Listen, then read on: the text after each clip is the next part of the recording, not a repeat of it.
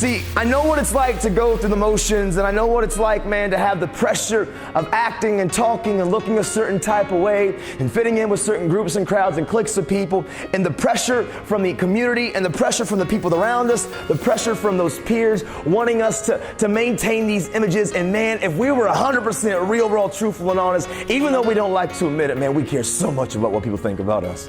And if we're not careful, we find ourselves trying to meet the expectations of everybody else. And it's not wrong to have people have expectations on us.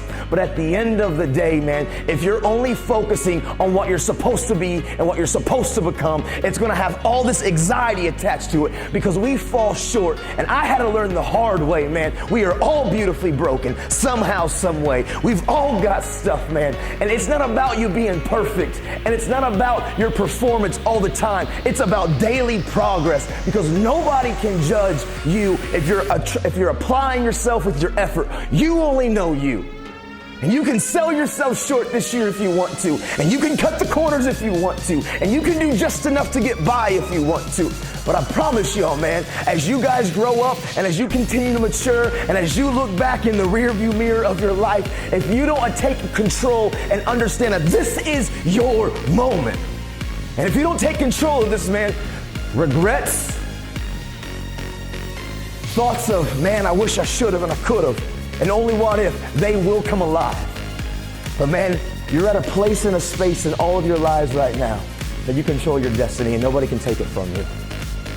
And I want you to dream big and dream outlandish and set goals and benchmarks that seem sometimes even too far to attain, because I promise you, your dreams and your goals, they shouldn't come easy. And if dreams and goals and things you want to pursue and things you want to become, if they're coming easy, I'm challenging you to step the bar even higher, because you can press yourself and you can grow. And it's tough, man.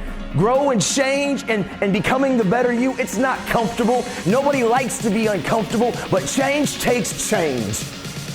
And nobody can change without being a little bit uncomfortable. And the reason a lot of us don't change our attitudes, our behaviors, how we treat each other, is because we don't like to be uncomfortable. It's easier to go back to being who we've always been. But man, that's never going to give you your destiny. I'm passionate about these things, man, because I mean it. I've lived it. I've walked both sides of the aisle. A lot of y'all know that. If you don't remember exactly, I come from a broken family. My mom and my dad set me down at a young age. And my dad was ripped out of my life, and he was my icon, and he was my mentor, and he was my role model, and he was yanked out of my life. And man, I blamed him for all of my hurts and all of my pains, and I wore my mask, and I walked the walk, and I talked the talk, and I acted like I was okay, and I went through the motions, and everything on the surface looked so picture perfect, but below the surface was hurts and pains and anger and frustration and wounds, but I was so afraid to talk about it. And I thought, keeping my mask on and letting everybody think that on the surface that I was okay was going to keep me safe. But at the end of the day, it was the very prison that was enchaining me, man. And I had to learn the hard way that we're beautifully broken and we're better together. And every single person has stuff. And the more that I don't isolate and don't try to become an island and do this on my own, man, we are better together and we need each other. Every student in here, you need your classmates, you need your friends, you need mentors and teachers and parents in your lives. And even though sometimes, man, we think in our culture we can figure this thing all out, I promise you, you need not only friends on a horizontal plane, you gotta have people in your life on a vertical plane that can speak into your life, that's walked through some challenges in life, and that can help you from making the same mistakes that maybe they've made. And I used to fight against that, man. I was so against allowing any kind of influential authority figure in my life because I thought they were trying to control me. But now as I turn around on the hindsight, I realize those people were just trying to prevent me from making the same mistakes that they made. And if I could go back and yield to some of those words of wisdom, I promise you I would. But I wore my mask. And I went from middle school to high school. And I compromised myself. And what I mean by that is I gave in to the peer pressure of the people around me. When I went from middle school to high school, I had some great friends in my life. But man, those friends were the popular kids, so I thought I had to change up who I was to fit in. I changed up who I was so all of you would accept me and all of you would like me and I would fit the molds and the types of the people that you thought I was supposed to become. And I walked away from real friends that value me. Biggest mistake in my life. And as I began to hang out with the new crew and the new crowd and the new cliques of kids, they didn't value me. And I'll tell you what, who you spend time with, they will influence your life. And I began to create some terrible habits and how I treated people, because hurting people hurt people. And y'all know that. A lot of us, we can call it bullying, but let's call it what it really is. It's verbal, mental, and emotional abuse, and it's wrong. Hurting people hurt people. And so a lot of times, some of us come to school and we act like we just don't care, and we act like we got this thick skin with this attitude, like we're good, we're cool, and we laugh and we pick on kids and we get our friends to laugh at our jokes. But when you yank all the smoke and the mirrors away and it's just you by yourself, you don't like who you see because you're hurting and you don't know how to deal with your hurts and your pain, so you lash out and you hurt people. And for some of us, we battle with thoughts of giving up, suicidal thoughts. I know I did. In school, I wore my mask and I dealt with thoughts and maybe nobody cares about me, nobody believes in me. And I remember when I climbed the ladder and I was on the brink of taking my own life.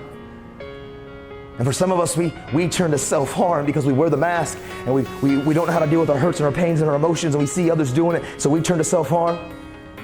And others of us, we turn to drugs and to alcohol, and we give into the pressure of wanting to get faded and to get blue back and kind of meet the expectations of what everybody else in my school's doing. And so we gave in, we compromised ourselves because we wanted to fit in. But then we began to realize it was a great coping mechanism, so how I didn't have to deal with my hurts and my pains. And it became how I self-medicated. And I would use the drugs and I would pop the pills and I would do my thing, wanting to hopefully make all the hurts and the pains go away. But the pressure was building and the pressure would bust the pipes, and I would wake up every day just as unhappy. So I go back to the bottle and I go back to the weed and I go back to the pills, trying to always find the reason for my hurts. And see, a lot of us, we wear these masks and it comes out in different ways. And for me, I dealt with all of that. For me, from straight A's to straight F's, and you all know the story. A little bit of a reminder, you can't see the picture that well, but it's right here. The picture on your left, you really can't see it at all, but that's me at 18, 19 years old, strung out, tore up from the floor up. I compromised myself, gave in every drug that I could think of, and I found myself kicked out of school. And ultimately, I was involved in a terrible accident. And my friend Priscilla, she lost her life.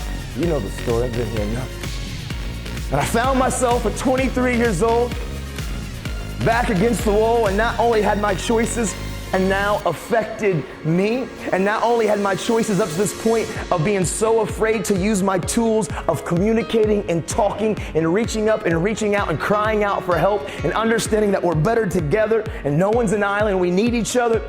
Now my choices and my decisions began to spiral out of control, and it affected other families too.